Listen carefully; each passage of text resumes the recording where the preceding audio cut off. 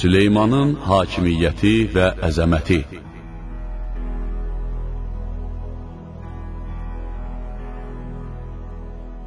Uzun ömür sürmüş Davud 40 il taxtda oturduqdan və peyğəmbərlik etdikdən sonra hakimiyyəti Süleymana tapşırıb həyatla vidalaşdı.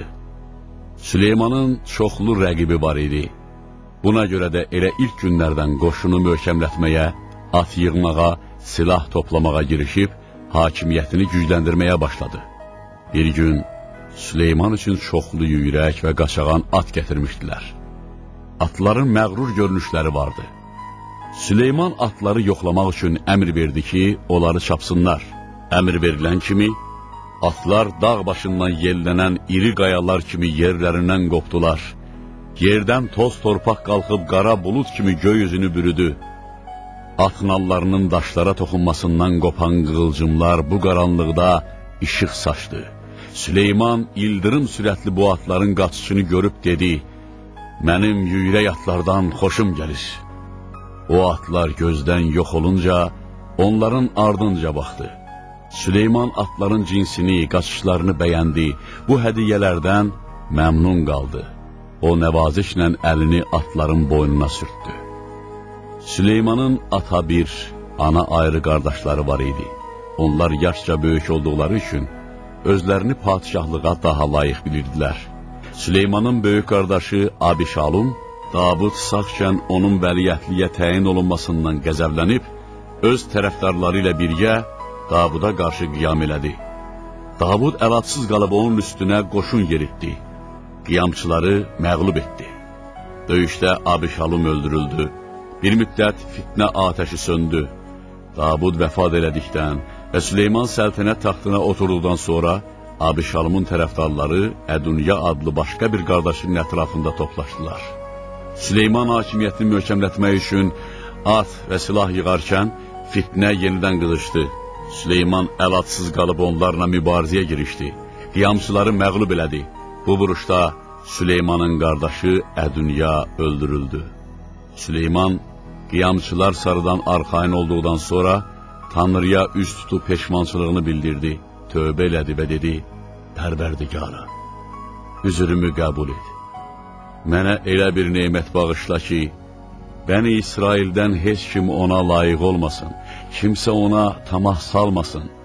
Tanrı Süleymanın xahişini qəbul edib, ona qəribə elmlərin bir çox sirrini açdı.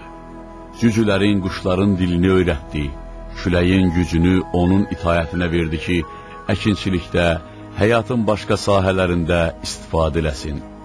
Misəritmə mədənlərini də onun ixtiyarına verdi ki, böyük binaların inşasında işlətsin. Tanrı cinləri də, ruhları da ona tabe elədi. Süleyman ona qarşı çıxmış dövlət adamlarını həbs elədi. O bir neçə nəfərə tapşırıq verdi ki, qoşunun mətbəxi üçün böyük qazanlar düzəltsinlər. Dərin, iri mis boşqablar qayarsınlar. Sonra bənnalara, dalğıcılara tapşırdı ki, qısa müddətdə böyük binalar, hündür qəsrlər, qalalar, körpülər tiksinlər. Bənnalar Urşəlimi uca, möhkəm hasara alıb binalar tikməyə başladılar.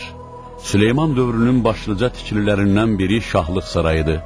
Bu saray zərli naxışlarla işlənmiş, qiymətli ağaclardan və ağır daşlardan tikilmiş, əlvan cavahirlərdən, dəmirdən və ağacdan qayrılmış, heyvan şəkilləri ilə bəzədilmişdi.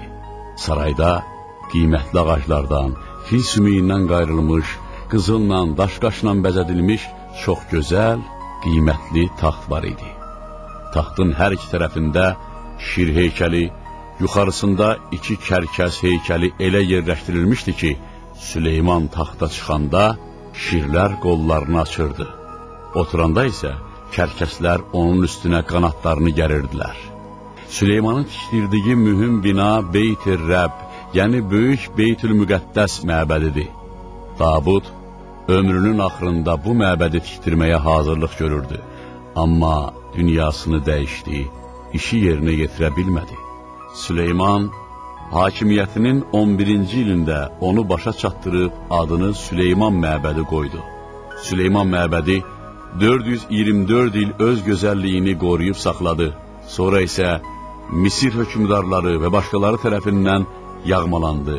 Nəhayət, Babil padişahı zamanı tamam dağıldı.